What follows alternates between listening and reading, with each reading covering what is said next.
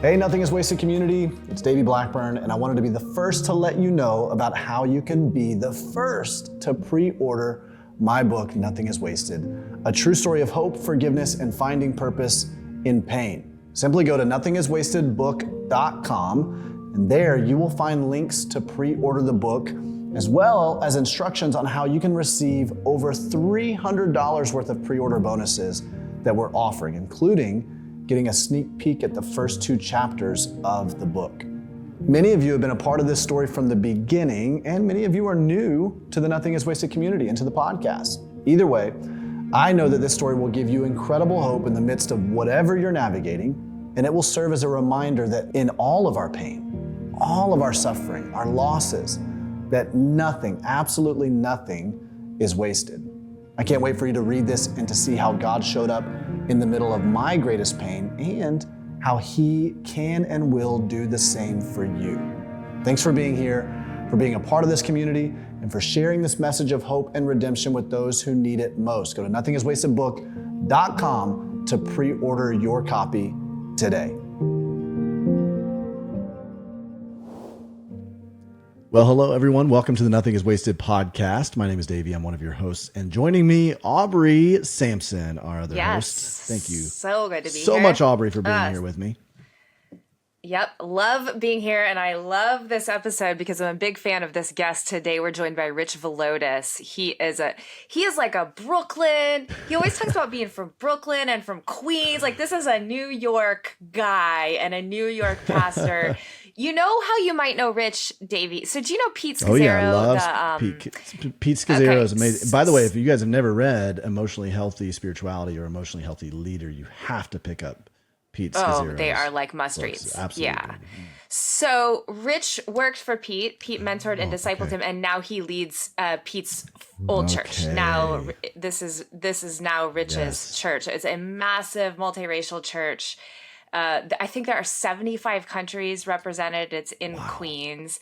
And he continues kind of that emotionally healthy spirituality, contemplative spirituality, justice-related, matters, vision, values in their church. He's got a book that is fantastic called The Deeply Formed Life. And then a new one that we talk about today called The Narrow Path, How the Subversive Way of Jesus Satisfies Our Soul. Wow. So he's going to connect with our listeners big time because he talks a lot about grief and that. How do you find emotionally healthy spirituality in the midst of pain and heartache? And just a wise leader. Yeah, I can't wait to hear this conversation that you have with him and for our community to hear this. This is going to be incredible. You know, one of the things that we're about to jump into is a special book launch series. And one of the things we did, Aubrey, is we just sent an email out to our email list yesterday. Okay. At the time of this release yesterday, we said, hey, we have a special deal for those of you guys who are podcast listeners where you can, if you want to come and be a part of the book launch event, which Aubrey, you're going to be there. Yes, I Aubrey cannot wait. I'm so excited. And hosting the entire event. It's going to be awesome. August 1st. But we have a special buy one, get one, or I guess we should say buy one, bring one more, because nobody wants to go to events by themselves. And we wanted to do just this really quick almost flash sale for you to come and make a weekend about this event. Like, come and make a weekend of it. This would be a fun time for you to come to Indy if you're traveling from afar or if you're in Indianapolis. So we have a buy one, get one for tickets, both for the VIP ticket and for the general admission ticket. And the way that you do that is you go to, there's 2 ways we can do it. All right. Let me give you an easy way. You can go to nothingiswastedbook.com. You can click launch event and actually go through the process to purchase your tickets.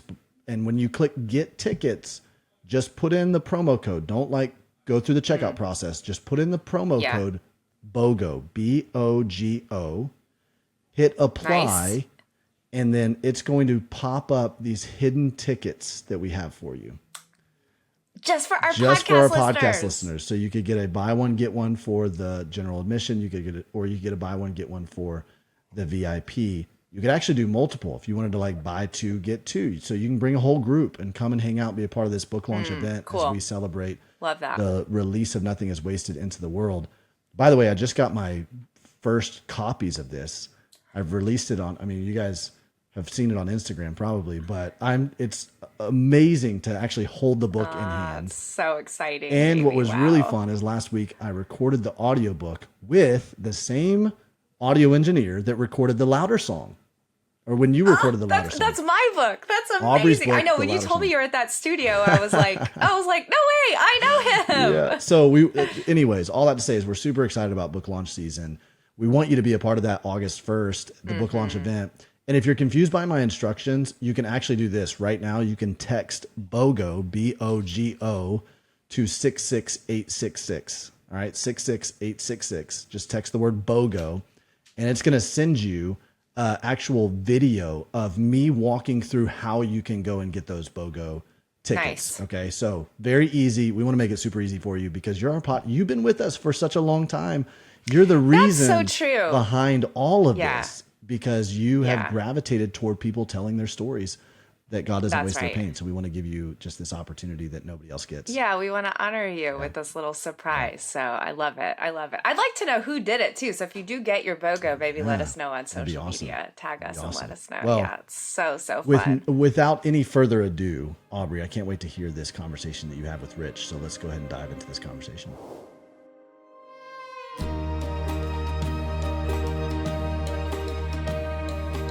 Well, Rich Villodas or Villodas, wherever you are and however people are saying your last name, welcome to the Nothing is Wasted podcast. Thank you, Aubrey. So good to be here. The answer is yes. Both are equally valid pronunciations. Yeah, for people who don't know, I have pronounced Rich's last name Villodas for as long as I can remember, and then I started hearing people say Villodas, and he basically said yes, both are true depending on where he is. So we're just going to go with both last names for now. Rich, thanks for being here. Okay. Indeed. So, before we dive into your new book and before we dive into your work, I'd love for you to tell us a little bit about your story. You are a pastor in a little borough of New York. And tell us more about that. Yeah, a place called Queens. Heard of it? If Queens was an independent city, it'd be the fourth largest city in the United States. Is that to give true? context. Yeah, right after Brooklyn. So I did not know so that. it's New York City is quite a massive place. Born and raised here, born in Brooklyn, New York. Lived my first 33 years in Brooklyn and then a decade in Queens and the last couple of years in Long Island. So this is the first time I've ever had parking in my life. The last 2 years, kind of the suburbs of Long Island, about 12 miles east of Queens. So yeah, I'm living large now. I am really living. Wow, parking, that's huge. Do you take your car to the grocery store or do you walk to the market? That's what I want to know. No, I have to drive now. Before I used to walk like 3 blocks and get whatever I needed to, but now I'd have to drive a good 3 to 4 minutes. Wow, life is changing. Big city living for Rich. Back in the day in the city, back in the day was like a year and a half ago. I used to have to like take my groceries up the elevator and then go back down and again get the rest of them. Just really hard. But now I'm really grateful. So born and raised in New York. Did not come from a Christian home. Came to faith as a 19-year-old and with about 15 family members on the same night. Wow. In a church in Brooklyn, New York. And from that point on, really was fascinated about Jesus and wanted to learn more about Jesus and what it meant to follow him and what it meant to preach and proclaim his good news. Went to college and seminary right after that. As a 24-year-old, joined a church in Brooklyn to lead college and young adult ministry. Wow. And then as a 29-year-old came to New Life Fellowship Church, where I currently serve as the lead pastor. That's awesome. I came there to be a preaching pastor and oversee community life and small groups. And then about 5 years later, succeeded a guy by the name of Pete Scazzaro, who planted New Life in 1987. Have been the lead pastor for the last 11 years. That's awesome. Married to Rosie for over 18 years. Congratulations. Well done. Yes, indeed. And have a daughter, Karis, who's 15 years old, and our son, Nathan, who's 9. So he'll be 10 in a couple of months. Wow. That's awesome. Yeah. Okay, Rich, I have actually heard you tell the story of your whole family coming to faith at the same time. Do you have a few minutes to tell it? Because I think that is amazing. Yeah, well, we didn't grow up in a Christian home. And one day I found myself as a 17-year-old back in church because I used to attend as a child with my grandparents. Okay. And the reason started attending again as a 17-year-old was because I started dating a pastor's daughter. And that got me back in church very Nice. quickly. Missionary dating. Um, yes, Good. indeed, indeed. And so for 2 years, I would learn about the gospel. I would hear Mm, Jesus stories in that context. And then as a 19 or a couple of years later, one day the relationship came to an end. I walked from Queens to Brooklyn, a good hour and a half wow. journey, just depressed.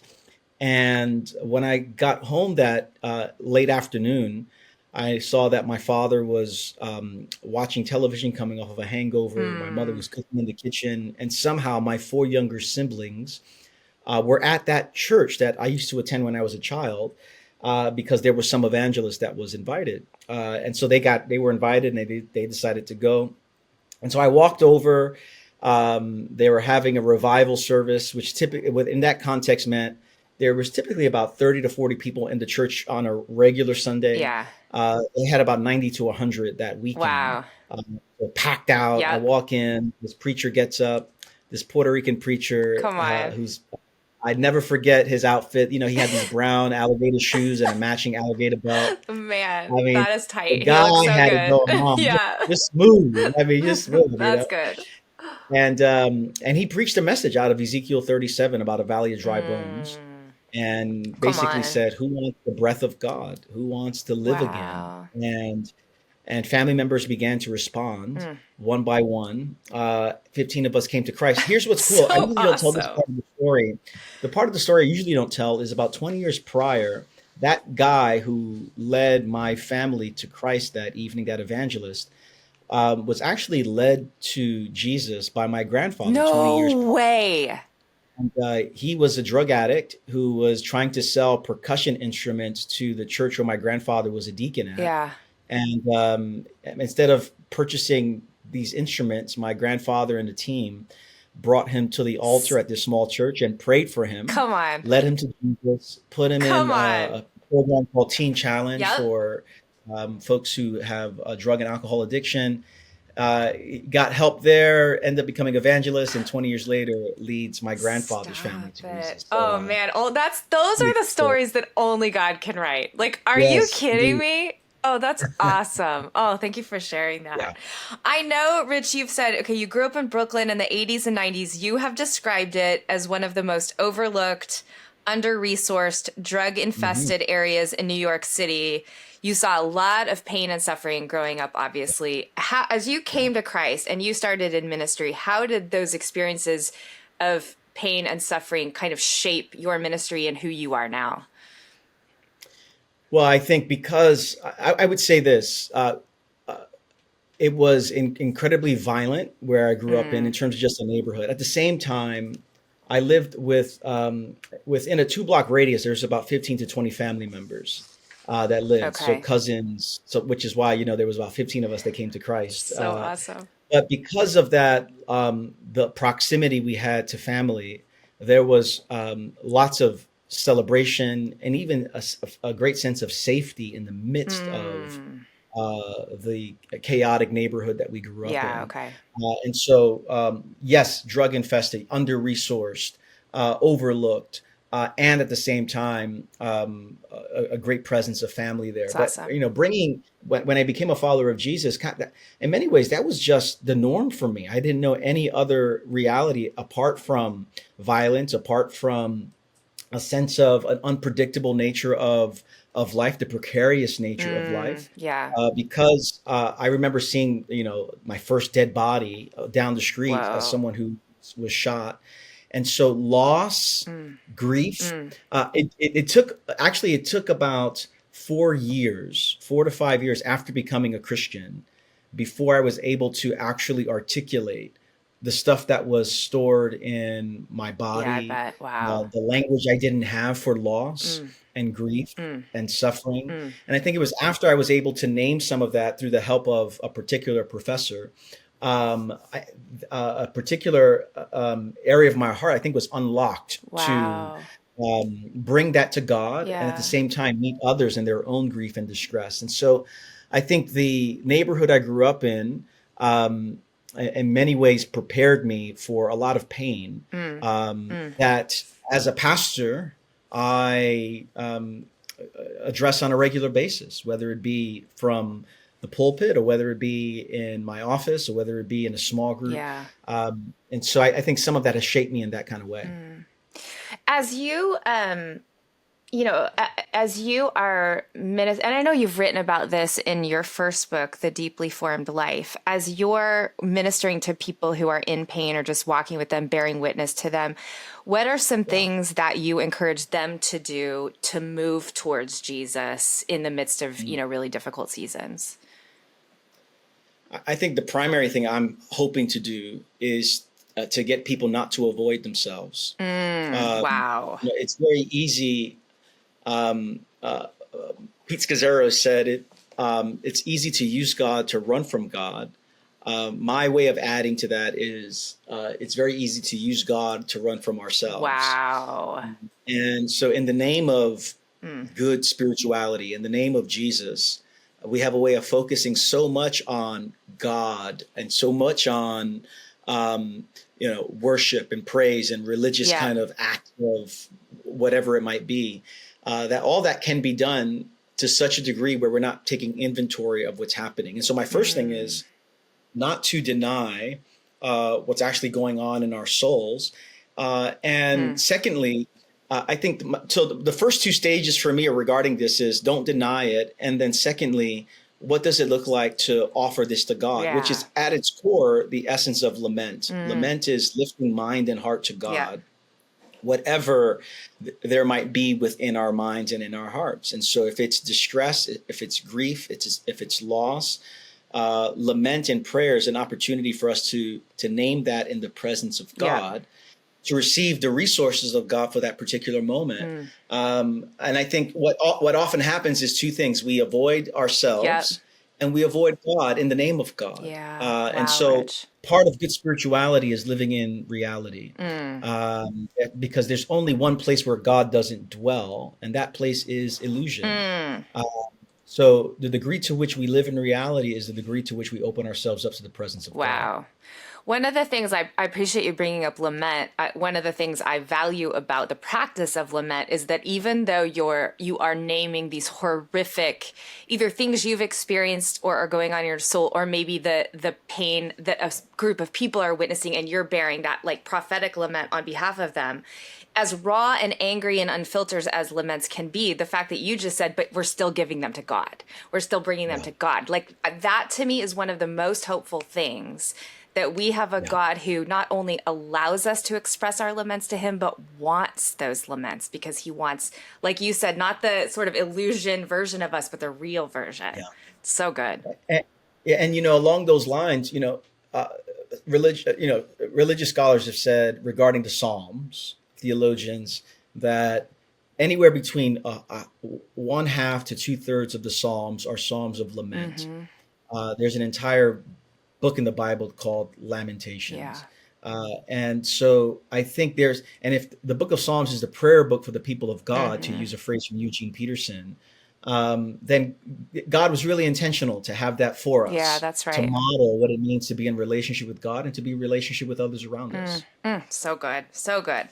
Okay, Rich, your work with Pete Scazzaro, who a lot of people might or might know, he has a series of books. We've done the Emotionally Healthy Leader at our church, but there's several emotionally healthy, etc. books, right? There's Emotionally Healthy Church, Emotionally Healthy Spirituality, Emotionally Healthy Leader, and the most recent Emotionally Healthy Discipleship from Pete.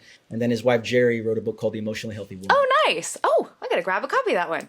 Okay, so obviously you were discipled under Pete as part of his church staff and partner laborer in ministry. You are kind of discipled with this focus on inner health and inner life. How has that shaped you as a Christian? It's hard for me to understand my own journey apart from what I've received from Pete. Now, I would say what Pete helped me to do within that context where I serve as a lead pastor right now is he gave me an environment which normalized this kind of stuff within a community. I was first introduced to the interior life and paying attention to what's happening in college through a spiritual formation class, Yep. where I was able to name my griefs and write grief papers, and went to seminary and took went through a genogram to look at the way my family of origin Wow. has shaped the way that I live. Wow. So I had some of that in college and in seminary, but I didn't know that there was a church community that oriented much of its discipleship around this stuff. Yeah. So when I was 28, 29, going into New Life, that's when I came across New Life Fellowship Church and saw that someone had incorporated lots of things that you might find in a therapist's office within a local congregation, but built around solid theology. And so it's really hard to really gauge the impact of especially the first 5 years within New Life Fellowship under Pete's leadership. It's really hard to gauge like the level of impact. Yeah. I don't know who I would be apart from the discipleship, the training, the coaching, the mentoring, the modeling that I've received, especially those first 5 years, and then ever since I've been leading. And now that you're leading New Life, how have you continued to, carry your church community into that, like, it's spiritual formation, inner health space? Yeah, I do. When I took over in 2013, I saw a large part of what I wanted to do was to water the seeds that had been planted. Yeah. And it was the whole New Testament. I planted, Apollos watered, but God made it grow. Yeah. And I really felt in many ways I had my own seeds to plant by in terms of who God made me to be and the ways that I'm different from Pete. Yep. At the same time, there were seeds that Pete planted that I didn't want to dig up and do away with. I wanted to continue to water them. Yeah. And so a few ways that I've tried to do that. Number one, I think I've tried to do it by modeling to our staff and to our leaders vulnerability. I think as a community will only be as vulnerable as far as the senior leader or senior leaders are vulnerable. Wow. And so my primary task is to lead in the way of brokenness and vulnerability, to offer appropriate self-disclosure, whether it be within a staff meeting, whether it be within a sermon. That's good. the first thing, Yeah. just modeling something. Then secondly, I think teaching it. I think in our discipleship pathway incorporates things like our emotionally healthy relationships and spirituality course that has given theology and language so that those who are part of our community have shared language. Yeah. Wow. There's alignment from a spiritual formation perspective around the ways that our families of origin have impacted us, who we are today. Yeah. The ways that grief and worry and anger play a significant role in our formation, and ways to get under the hood to identify those things. With our staff team, I've led our pastoral staff team through our genograms together that we're going to learn together ways that we have been shaped by our families of origin. Wow. And how does that impact the way we pastor other people? Wow. And so those have been some of the things over the last 11 years that I've tried to continually water on a year-to-year basis. That's awesome. By the way, one day I want to have a sidebar conversation with you about this discipleship pathway, but that's not for now. Okay. Rich, I do want to talk about your new book, but I do have another just question for you for our hurting listeners. I love that you talk about grief, anger, pain as part of our spiritual formation, not something to avoid. And this kind of goes back to what you were saying before, like we use God to avoid some of those things. I don't know exactly how to ask this because I know there's not a formula. But how does the hurting person know if they're moving towards health in their grief and their heartache versus moving towards unhealth?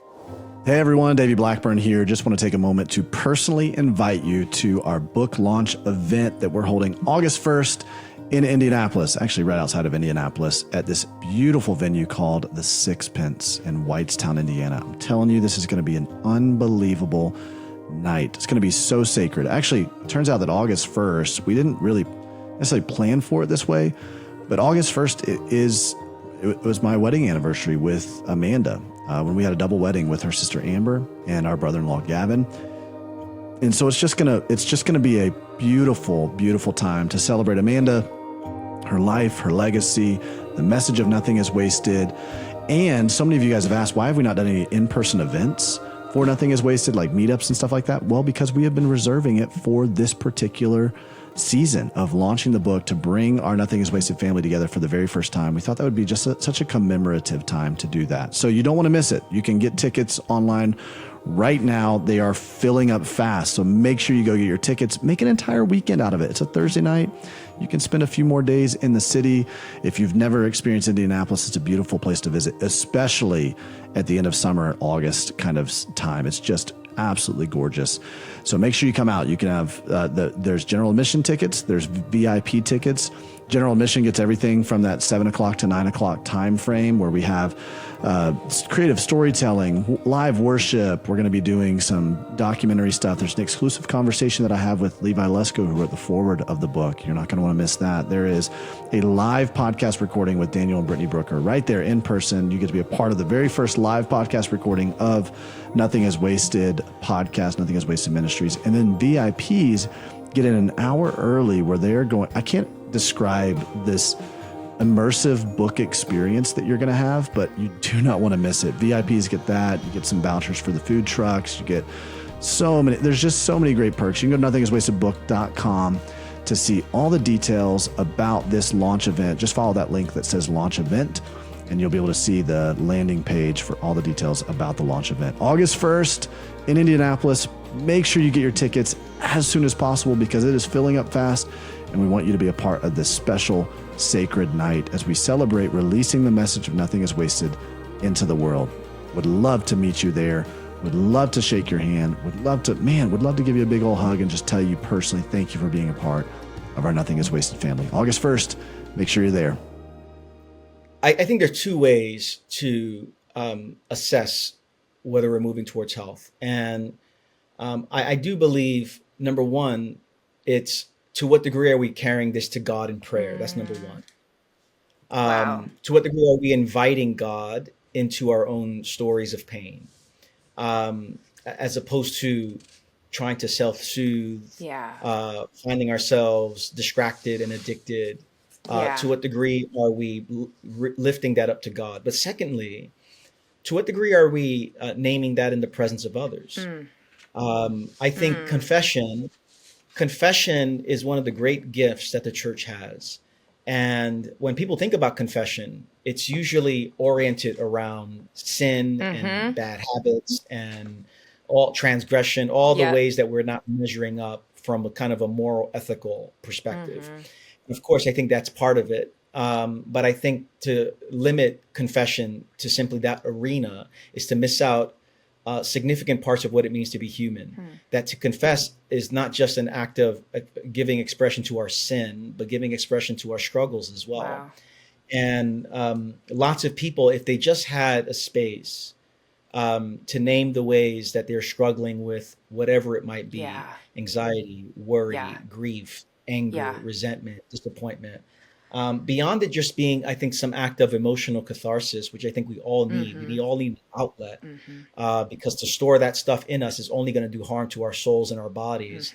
But I think we model what it means to be the people of God, where we're sharing sharing burdens with one another. And so moving towards health is not so much about resolving the issue so much as it is about where am I directing the issues. Whoa. I can't control whether something gets resolved or not. I can't control how soon I'm going to get over whatever this might be. But I can move towards God and I can move towards others. And I think that, and at its core, are signs of health and I'm moving in the right direction, as opposed to good. I'm going to turn into myself and be closed into myself and go down my own hole, which I think is a sign of unhealth, where we're not inviting God or others into our own stories. Oh, it's so good. Do you have thoughts on what keeps us from going out instead? Like what stops us? Why do we isolate? Why do we go inward? I give three reasons here. Number one, I think our pace of life Yeah, is so totally. violent that there's no time to actually take inventory of what's going on You inside just me. said our pace of life is so violent. That is, Yeah. I want to emphasize that because I don't think we say it loud enough, and to use violent is the right way to talk about our rhythms. Like I will Yes. sometimes look at my calendar and go, this is a violent week. This is not okay, you know? So anyway, go ahead. I Indeed. just want to like emphasize that for people. We are violent Yeah. in our pace. Yeah. So a violent pace, Mm-hmm. number one. Number two, I think our own families of origin have Mm, formed us profoundly in these areas. There are certain emotions that we were not given permission yeah. to feel or display within our families of origin. Wow.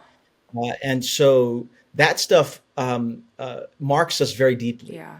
And so for some families, you could not show sadness Mm-hmm. in the presence of your parents or caregivers. You couldn't demonstrate anger. You couldn't demonstrate fear or worry. Yeah. All that stuff was shut down. Yeah. And so I think the messages that we've received from our families of origin, our internalized messages, is what keeps us from doing that. And then thirdly, I think it's bad theology. I think Yeah. um, it's often the case that whenever distress emerges in someone's life, uh, depending on what kind of church tradition you came from, Philippians 4:4 is often the only Bible verse that people know. Yeah. Rejoice in the Lord always. And when I say Right. rejoice, like you got to rejoice through all the situations and not pay attention to what's happening. But as I said earlier, the same Bible that has rejoice in the Lord always has a book called That's right. Lamentations.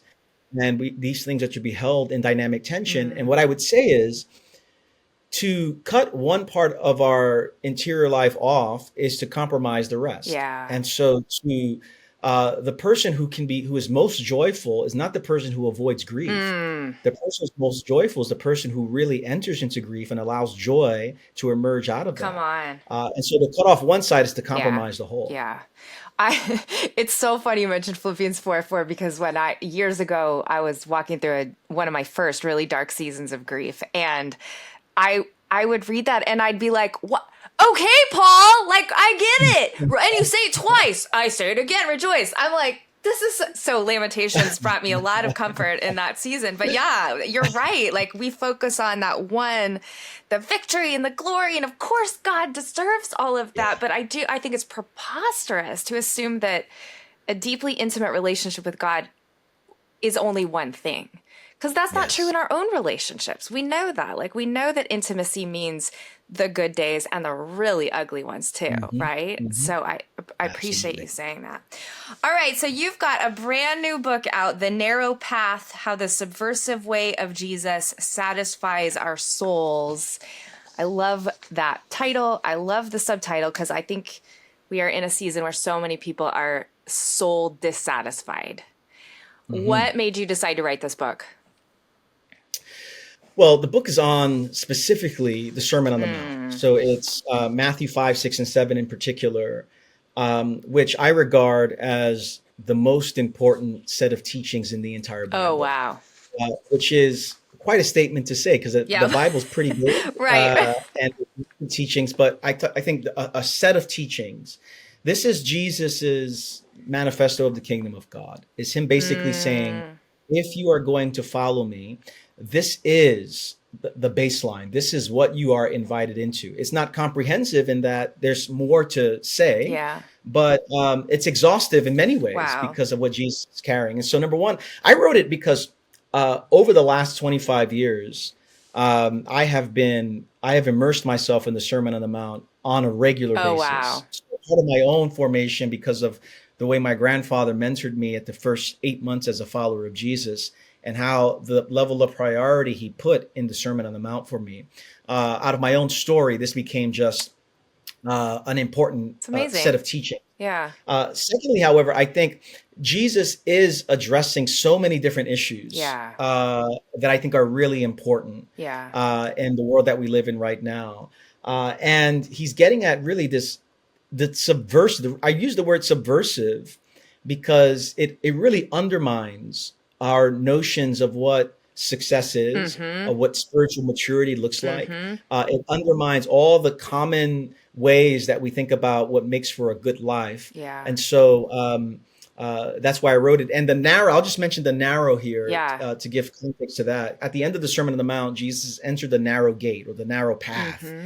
And lots of people typically interpret that to mean that narrow path means those are the number of people that are going to end up in heaven. I was literally just thinking that. Yes.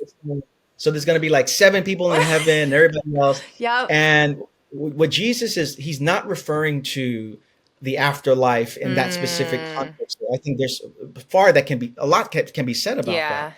Talking about the narrow path of following him, that not many people choose to truly follow him in the way that he's calling us to. Wow. And so that's number one. But the image, Aubrey, I got is from the narrow path was actually from one of the Harry Potter books, The Goblet of Fire. There's a scene where the Weasley family, they're at this festival and they're about to enter into this tent that from the outside looks like a backyard tent. But this tent had been enchanted in such a way that when they got through that narrow entry point, they walk in and it's like this massive apartment inside. Yeah. And when I think about the Sermon on the Mount and the way of Jesus, I think from the outside, it looks constraining. It looks restrictive. It doesn't look like there's much inside. But the grace of God has, as it were, enchanted this way that to enter into the way of Jesus is actually to lead to the spacious life that our souls are really longing for. Oh, that's so good. I also love a good Harry Potter anecdote. So well done. This is not important at all to what we're talking about, but I just got tickets we live in Chicago. We lead a church in Chicago, and the new Harry Potter play has finally made its way to Chicago on Broadway. So I just got tickets. I'm so excited. Anyway, that's awesome. Oh, that's awesome. Okay, so let's talk about that for a minute. What are some of the differences, I suppose, between Jesus's narrow path and the other paths that we tend to choose? The way that I try to explain it is the narrow path of Jesus, the teachings of Jesus and the Sermon on the Mount is coming against 3 kind of prevailing ways that we live. It's a way that's marked by moralism, successism, and individualism. And by moralism, what I'm getting at is a spirituality that focuses on surface behavior and doesn't get to the core of our hearts. And so over and over in the Sermon on the Mount, Jesus says like this, you have heard it said, but I say unto you. You have heard it said, don't murder, but I say, if you are carrying and harboring and nurturing anger in your soul, you've already violated the command. I say, don't commit adultery, but if you're doing the same thing with lust, you've already violated the command. Over and over, Jesus is trying to get at behavior modification and externals are not enough. That's the broad way. The broad way is I could just focus on what's going on the surface, and that's all I need to do. From a success perspective, Jesus is subverting common notions of what success is, of what it means to live the good life, which is why the Beatitudes at the start of the Sermon on the Mount are so subversive, because he says things like, blessed are those who are poor in spirit, blessed are those who mourn, blessed are those who are meek, blessed are those who are persecuted for righteousness' sake. I mean, he is basically saying the good life that we all are longing for looks very different in his kingdom. The broad way of the culture is totally opposite what Jesus offers. And then lastly, I think what Jesus is doing over and over in the Sermon on the Mount and in the rest of his teachings is connecting our life with God to our life with others. The broad way is one where we segment that, we compartmentalize that. The common way is just, I have a relationship with God, and this relationship with God does not need to be expressed in my relationship to neighbor. So spirituality becomes a privatized individual thing. Totally. As opposed to, no, spirituality must incorporate love for God and love for neighbor. And that sounds like, of course, so cliche from a Christian perspective. And yet it's one of the areas of faith and spirituality that are often segmented. And so the broad way for me is those 3 particular categories. And Jesus is saying, no, the narrow path is to look at all those 3 categories from a whole different perspective. Oh, it's so good. One of the things, Rich, I know you've talked about in other places, I've heard you talk about this with Propel Women, is that you're a recovering people pleaser. And Oh yeah. and so I wanna hear you talk about how the Sermon on the Mount connects to that. You know, so first of all, yes, recovering people pleaser. I think this has been my story for a number of years, and I want people to like me. Yeah. I don't. Whenever I get an email where someone is voicing displeasure about a sermon I Yes. preached, it's number one, it's very difficult, Yeah. and I've had to do a lot of work over the Ugh. years not to go down a hole Yeah. Yes. of Which, by the way, to our audience, church leaders get those emails, and it's not very fun. Okay, go ahead. Go ahead. I think what the Sermon on the Mount has helped me to do, or is helping me to do, is effectively saying to follow Jesus in this radical, narrow path means that there are lots of people that are not going to be happy. There are a lot because his teachings are coming against, I mean, core values and stories and visions of success and a good life. Yeah. And his stuff like turning the other cheek, stuff like Ugh. forgiveness. So um hard. oh yeah, so what I'm learning through the Sermon on the Mount, and it feels like after I've written the book, I'm like, yeah, there's just so much more for me to uncover and discover in my own life here.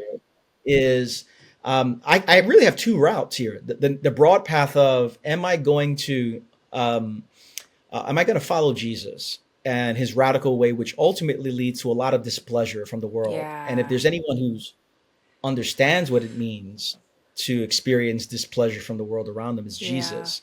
Or am I going to live in such a way where I'm going to orient my life around the pleasure and the approval of people? And this is as a pastor, this is an ongoing struggle that I have. Yeah.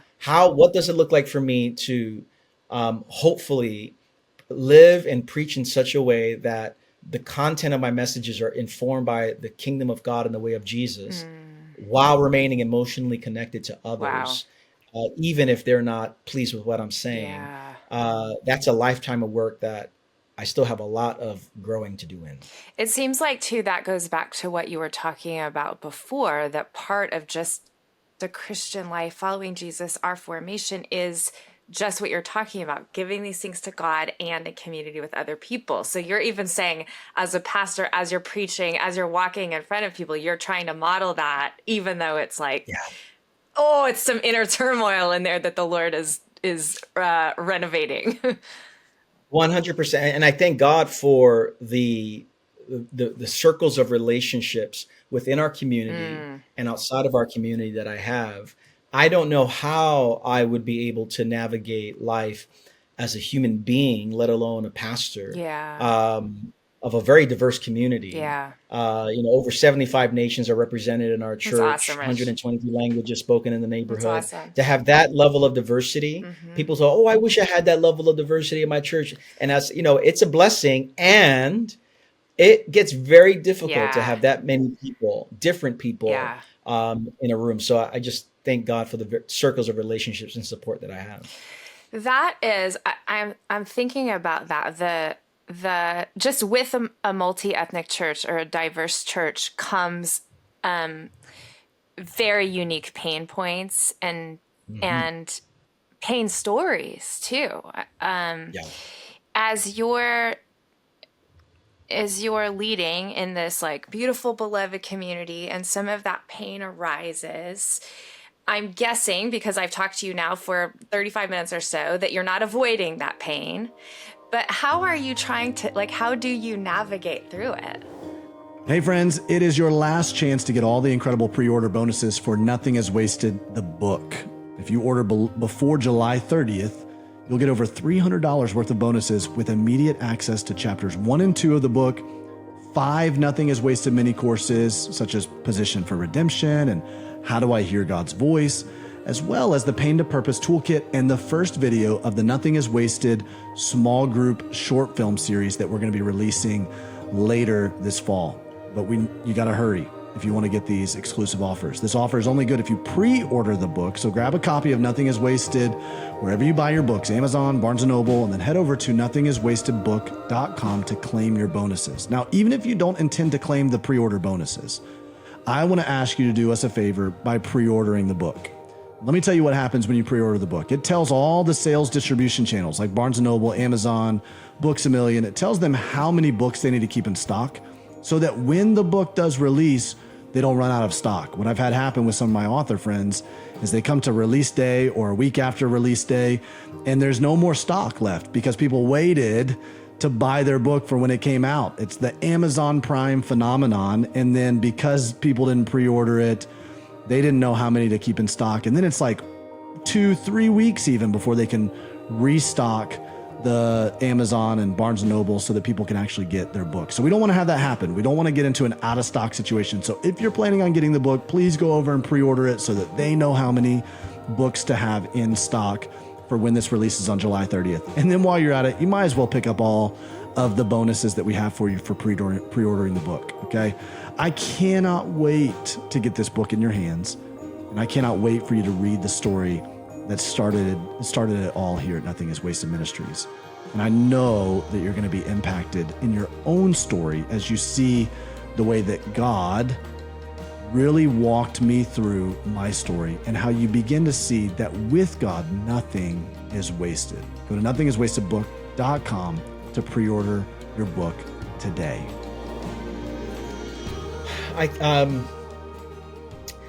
I think, yes. So first of all, to have a diverse community means a diverse international community where, 50% of Queens is foreign born, just to give you a sense. Wow, as to 50%. Wow. 50% of Queens is foreign born. So lots of first, second generation immigrants. And so whenever there's pain around the world, it's not theoretical. It's not just something out there. We feel it profoundly in the life of our church. Whether we're talking about Asia, Africa, Latin America, whenever there's something that happens out there, we feel it in here. Wow. In terms of how we, I think about the various formational spaces that we've needed to cultivate over the years. One of the spaces, and I thank God for our pastoral team, who over the last couple of years, in 2020, Queens, our neighborhood in particular, where our church is, was the epicenter of the global pandemic for a number of months. And we felt, in many ways, disproportionately in Queens, what many others did not feel on that level. And so for the last 2 to 3 years, we've had entire services oriented around lament and loss. We've had seasons of teachings where we have brought people in to help give language around grief and loss. Part of our just emotionally healthy discipleship course, and that we have all of our people go through, has entire sessions on how to navigate pain and loss and grief. That's so good. And so it's hard to think about formation in our community without thinking about the ways that this is being brought up, not kind of when in response to some tragedy, but as part of our formation. Because at some point or another in a given year, we are all going to experience loss. Yeah, that's right. Whether it's the loss of intimacy with someone that we had connection with at one point, loss of a friendship, loss of health, loss of a job, loss of freedom because of limits that I have on my body right now. To be human is to experience loss on a regular basis. And unless we are providing spaces to actually name that, I think we're missing out on a significant aspect of our formation in Jesus. Ooh. Say that again. I'm writing that down. It's so good. Rich, when I teach on lament, I tend to encourage people to begin with the lament question of how. Like, just ask God all of your how questions. How could you? How dare you? How are you going to show up here? Tell him your house, how lonely I feel. God, I don't see a way through. How are you going to make this better? As you're leading your own, I mean, just even in your own life of pain and suffering, but as you're leading people through pain and suffering, how do you begin to teach them to lament? Like, what are some steps that people can take in their own pain and heartache? I think so much of it begins with our um, the, the the conception that we have of God in our minds, the image of God that we have in our Yeah. minds. Um, I think Jesus has come. Brennan Manning, one of my favorite authors, said that the primary revelation that Jesus came to bring was to show God as Abba. Wow. That God was a tender father, a tender parent, that longs to nurture and welcome and heal. And so I think fundamentally our vision of God that we have in our minds will determine the degree to which we bring whatever to God or relate to God So true. with the how. Wow. And so if we're thinking that God is somehow a tyrant or emotionally unavailable, or then we're not going to bring anything to Yeah. God. But if the God that Jesus reveals is a God who not just doesn't just create, is not just available, but longs to enter into that space with us, then I think it changes the way we're able to name the house. Yeah. That's good. Secondly, I would have people again read through the book of Psalms as a spiritual practice. I have in my Bible right here. There are multiple seasons here where I have lots of dates just on the Psalms here Cool. of all the days that I've read this psalm and days that I've read this psalm. I think one of the things that I've learned from monks in monasteries is many monasteries pray the Psalms, 150 Psalms every month, Wow. and their prayer imagination is saturated by the words in the Psalms. And the book of Psalms offers the range of human emotion from Psalm 1 to Psalm 150. And I think these are all prayers that were uh, collected for the people of God. Yeah. And I think these prayers need to become our That's so prayers. good. So how do you start? I think the image of God in our minds needs to be adjusted. Wow. And then number two, I think we would do well to immerse ourselves in the language of the Psalms Yeah. until those words become our Yeah. Oh, words. it's so good, Rich. Okay, I have another question for you about the narrow path, because I do think this circles back to how we started our conversation, but I know you contrast the difference between good self-awareness and bad self-awareness. Yeah. What's the difference there? And then what does Jesus call us to? I'll mention good self awareness. Good self awareness is all the stuff we've been talking about, being attentive to the stuff that's beneath the Yeah. surface. And so, whether we're talking about the difficult emotions of sadness and worry or anger, whether we're talking about our own motivations, our own reactivity, I think good self awareness is paying attention to motivation, reactivity, anxiety, concerns, all that stuff there. That stuff is good insofar that we're able to bring it to God, insofar that we're able to articulate that to others, insofar as we're able to process that ourselves. That's good self awareness. Yeah. That self awareness, that phrase came out of one of Jesus's teachings on generosity in the Sermon on the Mount, where he offers this line where he says, "When you give your gifts, do not let your left hand know what your right hand is doing." But there's to be a kind of holy unawareness to the spiritual life. Wow. And bad self awareness is a fixation on our own progress, a fixation Whoa. own growth. And it's an issue that I've had over many years where I get so caught up on, am I growing? Am I growing? Am I changing? Am I doing this? And next thing you know, I'm so busy watching myself that I'm missing out on maybe some other things that God is calling me to fix my attention on. And so don't let your right hand know what your left hand is Fascinating. doing, is to live with a kind of holy unawareness, which I think is more preoccupied with, number one, with God Yeah. and neighbor, Yep. and not thinking about myself on a regular basis. And so I think Jesus invites us to that kind of unawareness with regard to what's happening at our own souls at some points in our I lives. am fascinated by this because in some ways, then your spiritual growth or spiritual progress can become the idol rather than just communing with Jesus. Dang. Exactly right. And when that happens, I think a few things happens when that becomes our idol. There is now there's not an appreciation for, and I hope your listeners hear me in the spirit I say this. There's not an appreciation for the contradictions of our own lives and our need for grace. That our contradictory selves and our lives really become opportunities for us to live with great humility. Wow. If we are so fixated on progress and growth in our own spiritual life, that can very easily become a means of either self-condemnation or deep pride. Right. And I think what God is inviting us into is neither of those.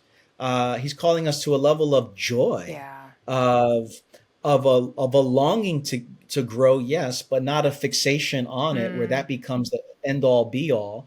Hopefully my end all be all is love for God and love for neighbor. Yeah, that's right. But it's a very subtle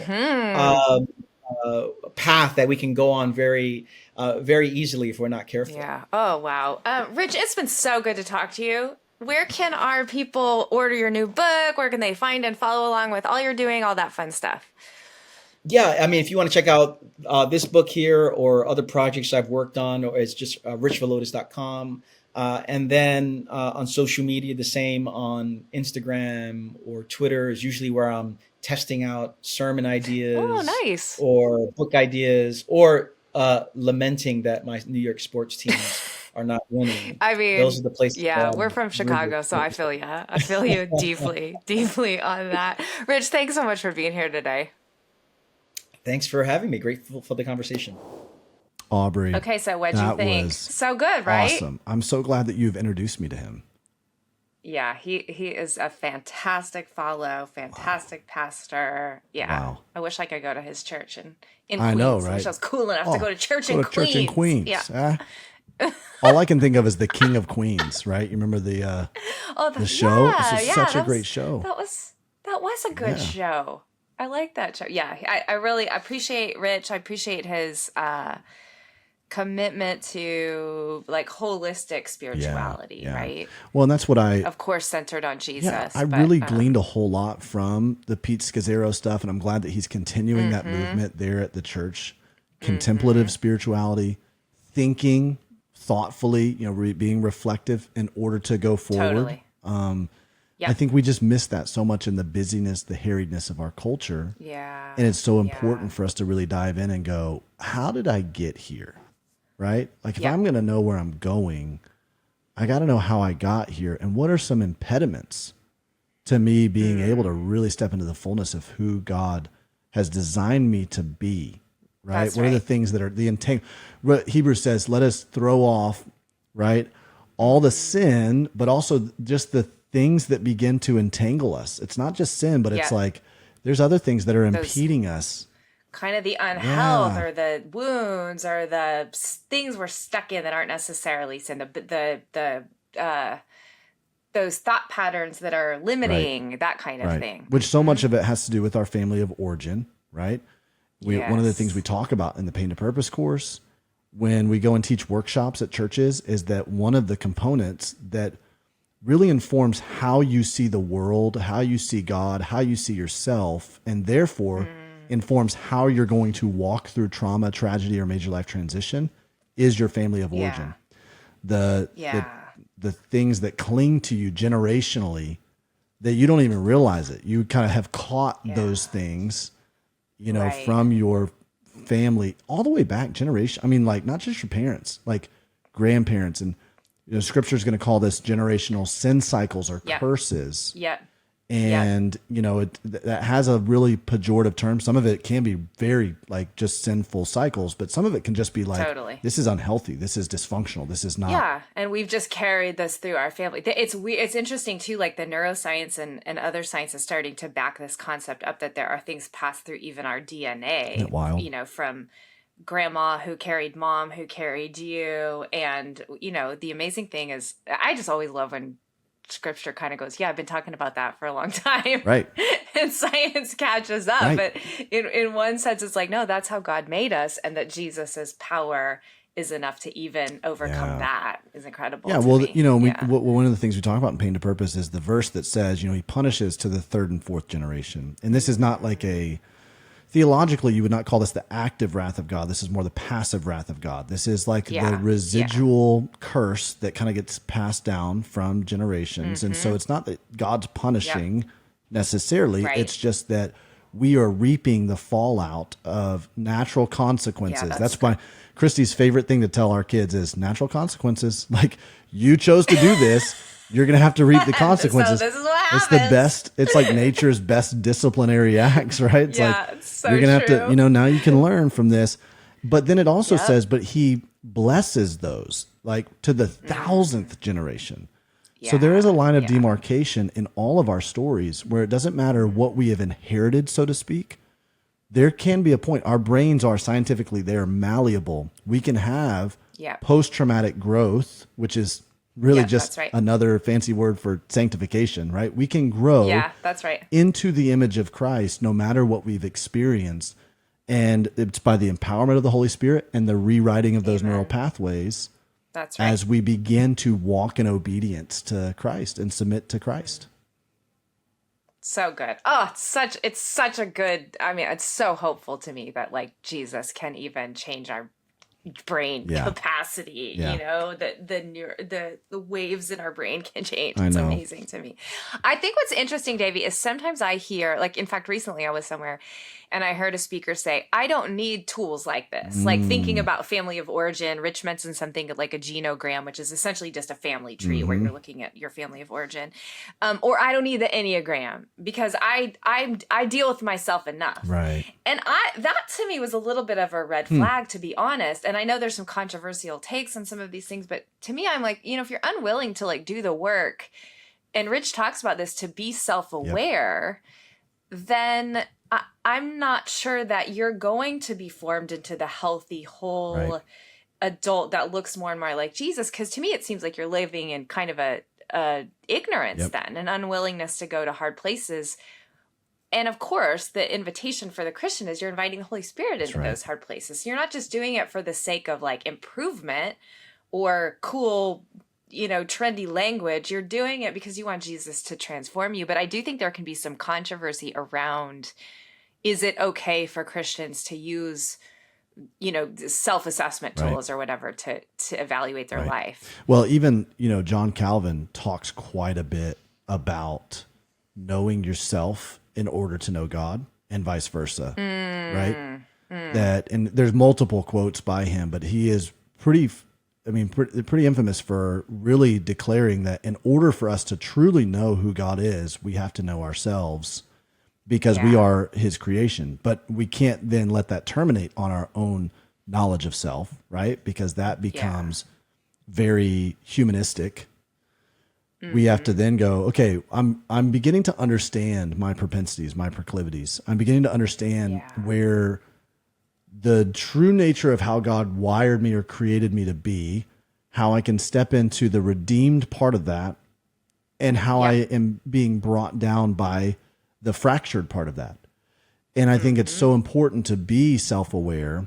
Again, not so it terminates on like, oh, look at me, I'm just navel gazing, and this is all about, me just understanding more and more of myself, but in light of who God is, right? And then what it looks like to become more like Christ, And so these tools are extremely helpful, I believe. And I do believe that there are a lot of big T truths, right? Like someone who maybe created a tool like this, they may be observing, they probably in a lot of cases are observing the big T truth that is written throughout the universe, that God ultimately infused in the universe. And they're observing things and going, wow, it seems like this is how things work. They may not have attributed that to God, but that doesn't mean we throw the baby out with the bathwater in that. We can go almost like Paul did, right? In Athens, to go, hey, that thing, the inclination you have, that you're the idol to the unknown God that you're like, we can't quite put our thumb on what this is. Let me tell you who that is. Like, let me tell you the mastermind behind all of that. And, I think that is just one of those ways that we see God's truth pervasive in the world as we begin to kind of see some of the patterns that, are taking place. Yeah. One of our if you're a Wheaton College student, like from freshman year on, they drill into you, all truth comes from God. Whether or not people who are bringing forward that truth realize it or not is another question. But if it's true and profound and makes sense for you, then it's from God. And then I love that moment in Acts 16 when Paul's like, look at your poets, like they're pointing to so I do think we don't need to be afraid of tools like genogram, enneagram, self-assessment, whatever. Especially for those of us who know that it comes from God. And therefore, we can kind of use those things without fear to point us to God and maybe even to point other people to God through them. Right. So anyway. Hey, great conversation, Aubrey. That was awesome. Yep. That was incredible. Yep. Thanks for bringing out all of those insights from Rich and really awesome. Hey, if there's anything that really ministered to you or if there's any way that we can help you, we would love to be able to. We've got all kinds of resources at nothingiswasted.com. And specifically, if you're looking to take a next step or a first step in your grief journey, trauma journey, trying to figure out how to repurpose your pain, you can go to nothingiswasted.com/start here. We have a Zoom call that we host usually about once a month as kind of a first step to being introduced to here's some things we offer as a ministry and to really give you 5 practical steps on how to start taking back your story. We also want to thank Sleeping at Last for providing all the music for the Nothing is Wasted podcast. You can download or stream his music anywhere music can be downloaded and streamed. We want to invite you to subscribe to this if you are on a podcast platform or you're watching this on YouTube. Make sure you don't miss any time that we release a new episode.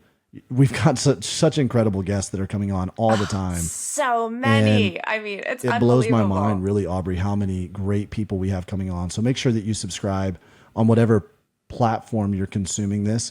And we'd love for you to follow us at Nothing is Wasted Ministries on Instagram. You can follow me at Davey Blackburn. You can follow Aubrey at ObSamp. Next week, we begin our book launch series.